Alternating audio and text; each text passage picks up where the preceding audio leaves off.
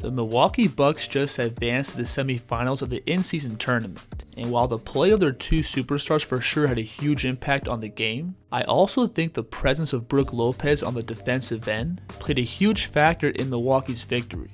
So like we all know, Brook is well established as one of the best paint protectors in the NBA, and his presence alone in the paint alters and takes away countless of shots each game.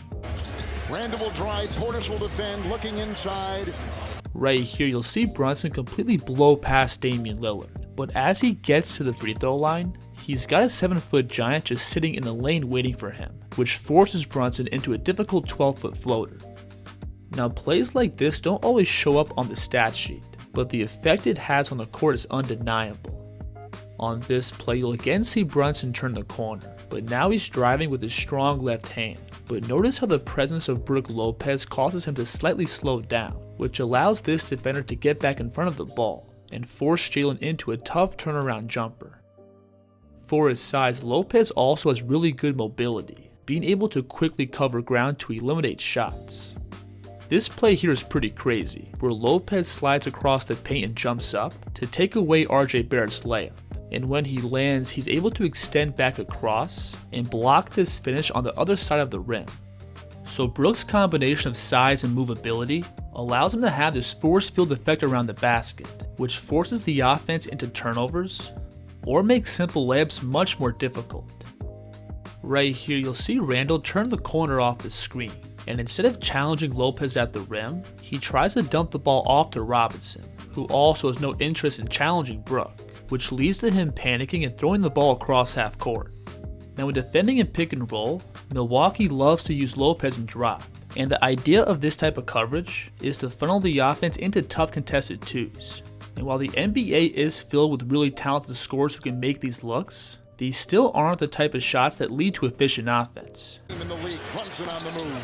15-footer won't go. Right here, you'll see Brunson turn the corner off the screen. And as he starts coming downhill, notice how much space Lopez is giving him. And with Brook drop back like this, as well as Milwaukee's on-ball defender fighting over the screen, they're able to squeeze Brunson into this pull-up too. When playing in drop, Lopez also has a really good feel of space and positioning, constantly keeping himself in front of the ball while being aware of where the roller is. On this play, you'll see RJ Barrett and Robinson playing in pick and roll. And notice how Lopez slides over to get in front of Barrett, while backpedaling and extending his right arm to feel where Robinson is. And this puts him in perfect position to both take away the roll threat and completely eat up this drive. Right here, you'll see Brunson put his man in jail, and from this spot, Lopez is pretty much defending 2-on-1. But watch how he stunts at Brunson and gets him to pick up his dribble. Then he's able to recover back to the roller and get his hands on the ball.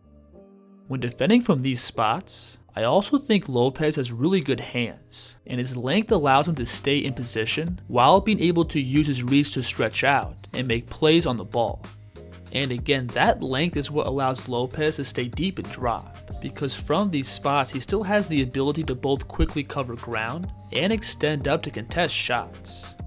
Now, in the second half of this game, the Bucks were able to make a run and really extend out their lead, and the biggest driving force behind that was their defense. The Knicks simply could not find a way to score around Brook Lopez, and those tough contested twos that they were able to hit in the first half stopped falling, which led to them going through some pretty big scoring droughts, and that gave Milwaukee multiple windows to extend their lead. And throughout this season, Lopez's role as a backline defender is going to be huge for the Bucks, because Milwaukee no longer has a point of attack defender like Jrue Holiday. So in order for this team to continue to advance in the tournament, as well as make a deep postseason run, the defensive play of Lopez is going to be invaluable.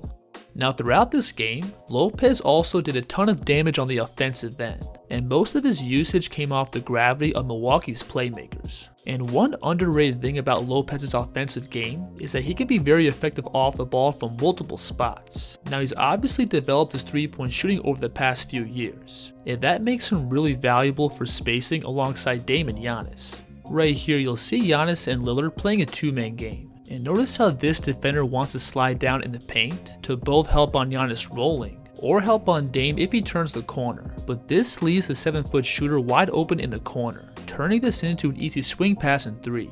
Now in the modern NBA, having a center who can extend out and shoot threes is pretty common, but it's not very common to see a center who's 7 foot and over 280 be able to make plays like this, where he catches and rips past the closeout and extends all the way to the rim with just one dribble. And just for perspective, Brook gathers the ball here off his left foot, and he's able to cover all this ground with 2 huge strides.